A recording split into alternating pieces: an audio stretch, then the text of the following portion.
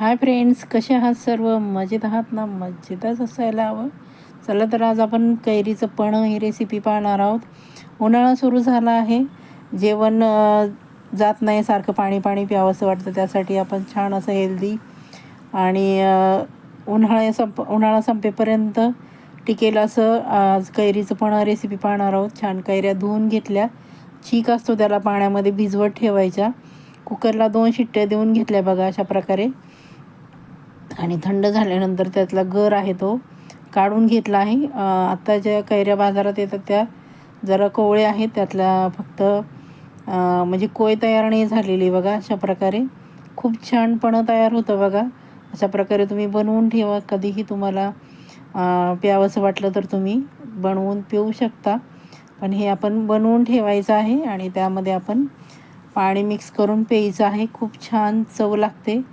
अशा प्रकारे बघा आपण सगळा जो गर आहे तो काढून घेणार आहोत आणि खूप छान असं आपण पन्हं बनवत आहोत. मैत्रिणींनो, व्हिडिओ स्किप न करता पूर्ण व्हिडिओ पहा आणि माझा व्हिडिओ आपण कुठून पाहतात ते कमेंट करून सांगायला अजिबात विसरायचं नाही, म्हणजे मला कळेल की माझी रेसिपी कुठल्या गावातून कुठल्या राज्यातून पाहिली जाते.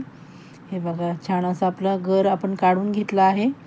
त्यानंतर जेवढा गर आहे तेवढ्याच मापाने आपण 1 वाटी गूळ घेतला आहे. म्हणजे मी गर अगोदरच मोजून घेतला आणि नंतर 1 वाटी गूळ घेतला आहे. गोड तुम्ही तुमच्या आवडीप्रमाणे कमी जास्त करू शकता.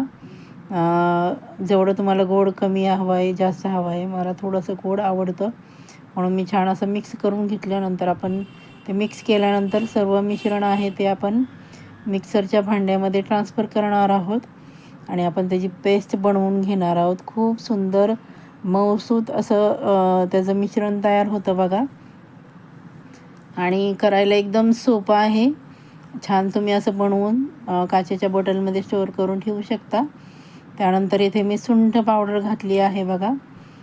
फ्लेवर छान येतो आणि थोडेसे आपण जिरे घालणार आहोत. मी पाव चमचा जिऱ्याचा इथे वापर केला आहे आणि नंतर आपण त्यामध्ये काळं मीठ घातलं आहे अर्धा चमचा आणि थोडंसं साधं मीठ पण आपण सैंधव मीठ घातलं आहे बघा. अशा प्रकारे आपण मिक्सरला फिरवून घेतलं आहे बघा. त्यानंतर आपण काढून घेणार आहोत. तुम्हाला हवं असेल तर तुम्ही इथे गाळून पण घेऊ शकता, पण मी गाळणार नाही कारण पूर्ण पेस्ट झाली आहे सगळ्या साहित्याची. म्हणजे कैरी आहे ती आणि आपण जे मसाले घातले ते हे बघा. अशा प्रकारे आपण छान असं उकळून घ्यायचं आहे. म्हणजे तुमचं जे आहे तुम्ही असं बनवून ठेवणार आहात ते जास्त दिवस टिकेल. महत्त्वाचं, अजिबात खराब होणार नाही. मला थोडासा गूळ कमी वाटला कारण कैरी जरा आंबट होती म्हणून मी थोडासा अजून गूळ वाढवला आहे बघा. छान असं घट्टसर आपलं मिश्रण तयार होत आहे मैत्रिणींनो. हे बघा, अशा प्रकारे आपण थंड झालं आहे बघा. थंड झाल्यानंतर बघू शकता असं आपला कैरीचं पन्ह्याचं प्रेमिक्स तयार झालं आहे.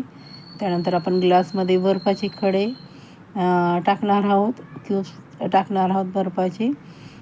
थंड तुम्हाला हवं असेल त्या प्रमाणात तुम्ही त्याचा वापर करू शकता बर्फाचा. खूप छान असं आपलं कैरीचं पन्हं तयार होत आहे मैत्रिणींनो.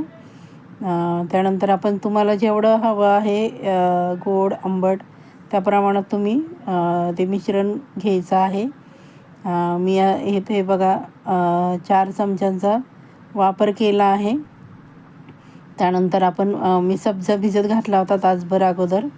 मी सब्जा सगळा ट्रान्सफर केला आहे आणि नंतर आपण थंड माठातलं पाणी त्यामध्ये ओतणार आहोत आणि छान असं मिक्स करून घेणार आहोत. मस्तच अगदी खूप छान असं उन्हाळा स्पेशल कैरीचं पन्हं असं तुम्ही स्टोअर करून ठेवू शकता आणि जेव्हा तुम्हाला वाटेल तेव्हा तुम्ही पिऊ शकता. बघू शकता आपण किती सुंदर झालं आहे आणि चव म्हणाल तर एक नंबरच येते. आपण जिरे सुंठ घातली आहे, काळं मीठ घातलं आहे, सैंधव मीठ घातलं आहे. अप्रतिम अशी चव. चला तर मग पटकन एक लाईक करा, छानशी कमेंट करा, हाईप करा आणि रेसिपी जरा जरी आवडली तर तुमच्या मित्रमैत्रिणींमध्ये शेअर करा. पुढच्या व्हिडिओसाठी तयार. Bye bye.